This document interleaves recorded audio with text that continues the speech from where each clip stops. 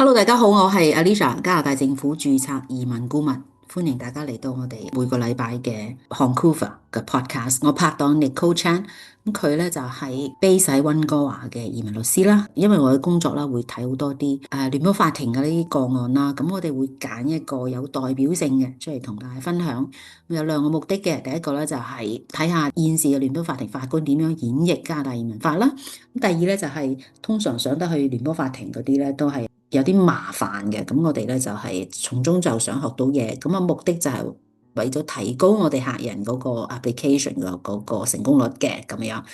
咁今個禮拜咧就揾咗一個 case 咧，就係一個又係加拿大人 sponsor 嗰個非加拿大人做 PR 嘅 spousal sponsorship，咁啊 refuse 咗啦咁樣。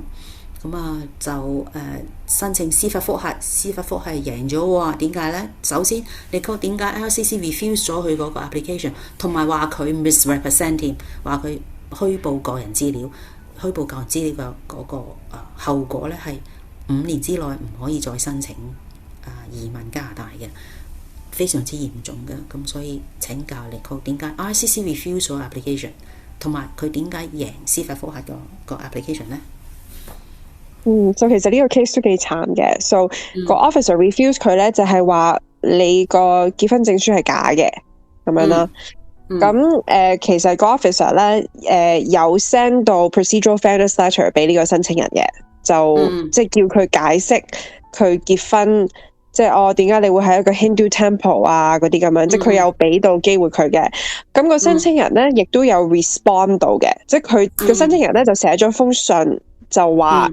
因為咧係佢太太嗰屋企人咧就話要殺佢啊，即係唔同意佢哋兩個結婚。咁佢就話咧佢哋咧係真係冇地方喺佢哋即係屋企附近咧係可以去結婚嘅，咁所以咧佢哋就要去一個咁遠嘅 temple， 亦都係一個唔係 Sikh 嘅 temple， 一個 Hindu temple 去結婚，就係咁解，就係因為咧佢哋唔想佢太太嘅屋企人咧去interfere， 即係去 prevent 去阻止佢哋去結婚嘅咁樣。即係佢其實佢嗰個解釋信入邊咧，佢就解釋晒個 officer 要問嗰啲嘢，佢解釋咗好多嘢嘅。咁樣，係啦，咁佢就俾咗呢封信個 officer 啦，咁個 officer refuse 嗰陣時咧，就冇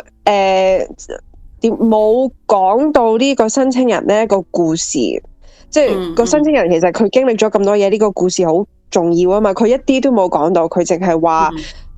我俾咗機會佢啦，但係佢都滿足唔到我，所以我咧就覺得佢呢個結婚證書咧係假嘅咁樣。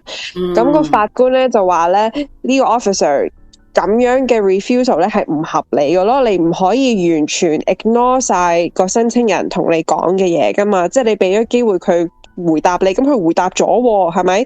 咁即係你都要。即係同佢嗰個答案，你都要 discuss。即係例如你覺得佢嘅答案係假嘅，就一回事啦，係咪？但係你完全 ignore 佢嘅答案咧，就唔可以咯。咁樣，所以佢就話呢一個係唔合理嘅，所以就批咗佢呢個司法覆核啦。都幾慘，所以都要峰回路轉，要經司法覆核先至可以。即仲要未批嘅喎，仲要俾翻另一個 officer 去審批嘅喎。係啊。係啊，咁就時間又多咗咯，咁樣好啦。多謝 Nicole 同我哋分享。嗱，呢個唔係呢個 advice。如果你自己嘅 case 咧，就需要 Nicole 俾 advice 你嘅，請你 PM 我哋啦，我哋好樂意同你安排嘅。咁如果你親戚朋友都想聽嘅，歡迎你同佢哋 share 啦，咁樣。咁如果你其他 topic 需要我哋去做 research 嘅，請你喺 comments 嘅留言。下次再見，拜拜。拜拜。